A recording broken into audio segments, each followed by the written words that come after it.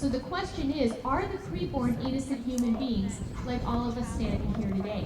Well, scientifically, we know that indeed they are, that their lives began at fertilization when the sperm fertilizes the egg. The DNA which distinguishes one of us from another person is determined not at birth, not 2 months before birth, but we know is determined at fertilization.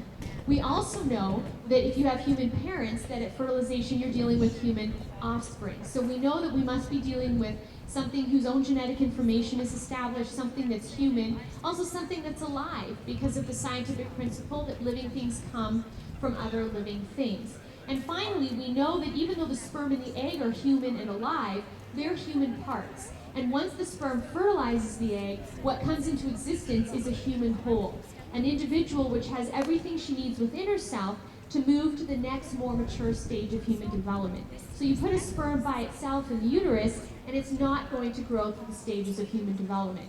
But that zygote has everything she needs to grow into the fetus, the infant, the toddler, the teenager, the adult. From fertilization onwards, to the point of birth, let's say, there are some changes. There's the change in one's size or development and dependency. But since all of us were two, we've also changed in our size, our development, and our dependency.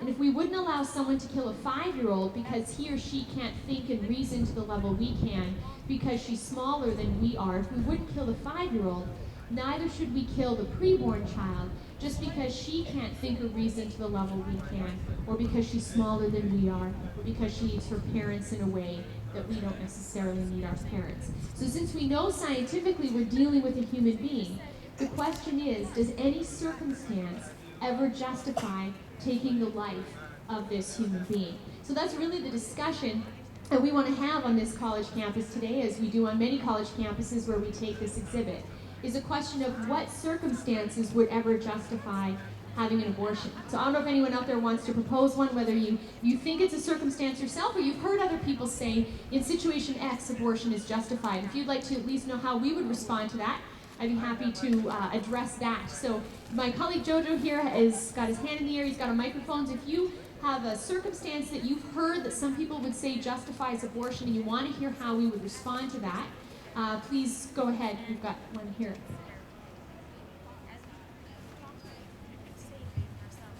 What about if you have a 13-year-old girl that is raped from the father? How can you possibly expect her to carry through? Certainly that is a very difficult situation and very tragic for that young girl. What makes it so wrong is that you have an innocent human being, this 13-year-old girl, who has horribly been violated and unjustly treated. The evidence here today is that abortion is an action which violates the life of an innocent human being. So as difficult as it would be for that girl to carry through with the pregnancy, we have to ask ourselves, is it fair to end the life of an innocent human being because the father of that human being committed a crime? Either way, the girl who's 13 and has been raped is going to be traumatized. Whether she gets pregnant or not, a trauma has occurred. And even if she doesn't get pregnant, she is going to be traumatized for longer than 9 months. Lots of things are going to trigger the memory of that rape. And having an abortion, if she happens to get pregnant, is not going to erase the memory of the rape. And as we see, it's just going to add another innocent victim into the picture. So we need to help that girl, we need to give her care and counseling, the father needs to go to jail, but killing innocent people isn't the solution. Are there any other questions or a circumstance someone can think of that may justify abortion? Oh. What about the case of a preborn disability or birth defect? Sure, so in case of birth defects, do you know that 90% of Down syndrome diagnoses end in abortion? 90%. To me, that's a shocking example of eugenics, of getting rid of certain human beings that we as other human beings perceive to somehow be less than the rest of us. And if someone is disabled, we have to ask ourselves, do we kill them now? If someone has a disability, is in a wheelchair, do we end their lives now because of that? Not only do we not end their lives, we accommodate our lives around theirs. We have handicapped parking spots. We have wheelchair entrances. We have ramps and not just stairs. Because we recognize that when someone is suffering, we need to alleviate their suffering, not eliminate them as sufferers. We alleviate the suffering, we don't eliminate the sufferers. So in the case of a pregnancy where a child is disabled, we simply need to respond to that as we would with a born person. That we love them for who they are, and we accommodate our lives around them as we already do with born people who face difficulties. Any other questions or comments or circumstances that you think would justify abortion? If you raise your hand, I'll send my colleague Jojo over to you with the microphone. If abortion became illegal, how do you propose you would deal with the woman that you say it's killing a baby? Did the woman all get put in jail?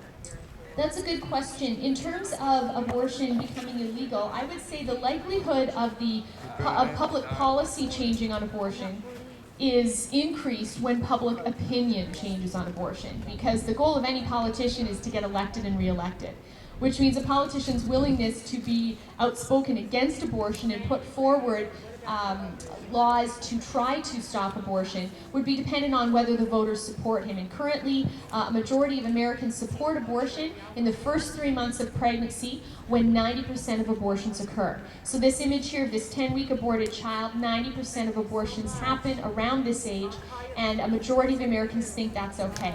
So I would say for the law to change and ban this, it requires convincing Americans to change their attitudes so that eventually public policy will change. At that point, once the law has changed, I would say the number of women who break that law would be equivalent to the number of women who currently break laws on killing born children and drown them in the bathtub. There are some women who drown their children in the bathtub, but they're not large numbers of women who do that. And so what would happen at the future point when abortion is illegal and a woman breaks the law, I would say we have to be consistent. And whatever consequences we have for a woman who kills her born child would be the consequences that we employ for a woman who kills her preborn child once the law is changed and a law has therefore been broken. And some people will say, well, that's cruel, how can you do that? That's only cruel if this child isn't human. But if this child is human, wouldn't it make sense to have consequences for killing this child as we have consequences for someone who kills a 2-year-old? So if you have other circumstances you think, or some you've heard, justify abortion, or you want to share your view on it, or ask any question of us or this exhibit, please raise your hand. And, oh, we've got one here. Oh, the microphone will come just so everyone can hear you. And if you raise your hand at another point, I'll keep my eye on you so I can tell Jojo to go to you next. Go ahead, thank you. In what world do you think it's okay to compare abortion to genocide and Nazis? How do you think that that's in any way permissible?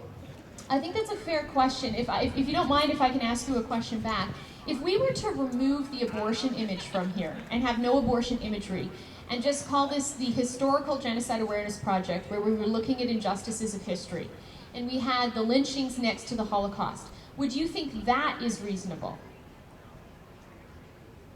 It's not reasonable to compare 6 million Jews being killed because of their religion, being forced into concentration camps, rounded in cattle cars, my grandparents fleeing from Germany, to people making choices about their babies is not okay in any way.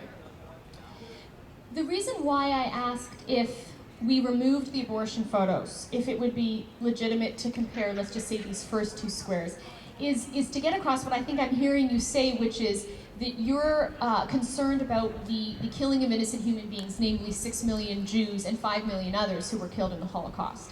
And so to compare a mere choice in the case of abortion to this horrific destruction of human life seems to make light of what this is. Whereas by just comparing it to lynching, that doesn't seem to make light of the Holocaust, because in both these situations, we see innocent human beings denied their basic rights, in this case on the basis of skin color, and in this case on the basis of religion and culture. I would say if the preborn child is not a human being, then I'll be the first one to actually admit this is insensitive and this should be taken down. Because if the preborn aren't human, this is as insensitive as what PETA, People for the Ethical Treatment of Animals, does. They compare the killing of chickens with the killing of Jews.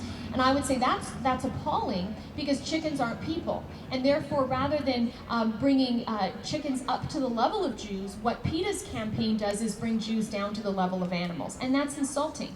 And if fetuses of the human species are not people, then this is also insulting like that. But as I've already gone through, the science is on the pro-life side that the preborn are human beings. No, fetuses do not have families. Fetuses do not have families that depend on them. Fetuses were not killed. Fetuses, they do not have to see their families killed after time because of their religion. They were not forced into concentration camps. Fetuses are not the same. You cannot compare it.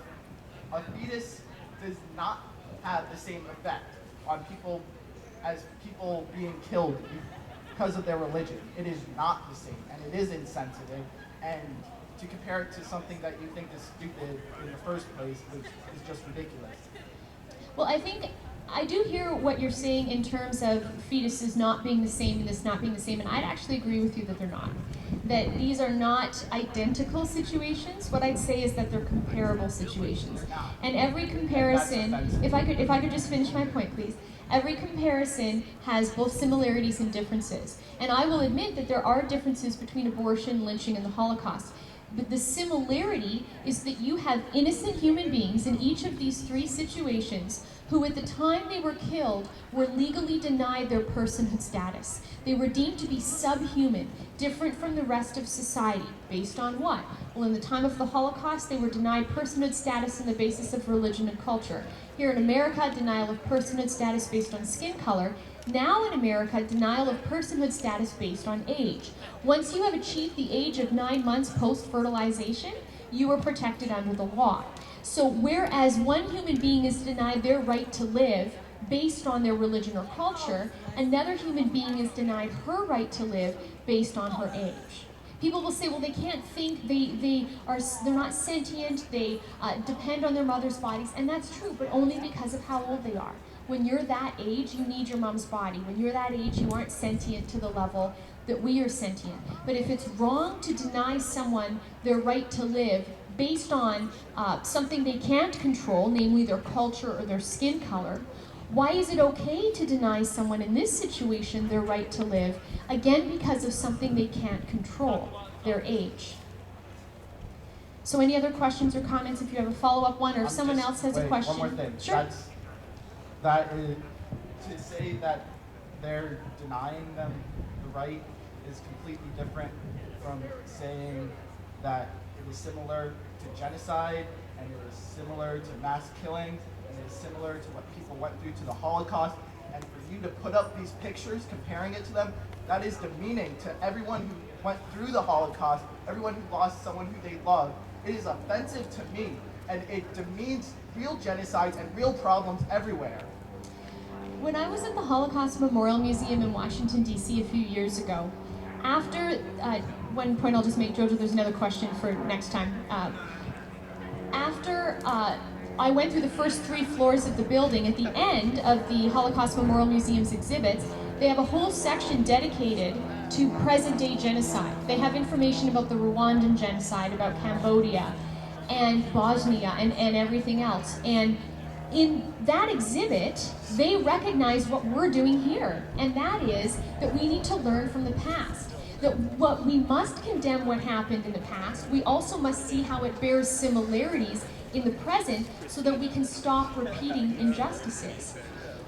When I did my undergraduate degree, I remember a speaker came in during Holocaust Awareness Week, and he was from the Rwandan Association, and yet the Jewish group was bringing in a speaker to speak about not the Jewish Holocaust, but about the Rwandan genocide.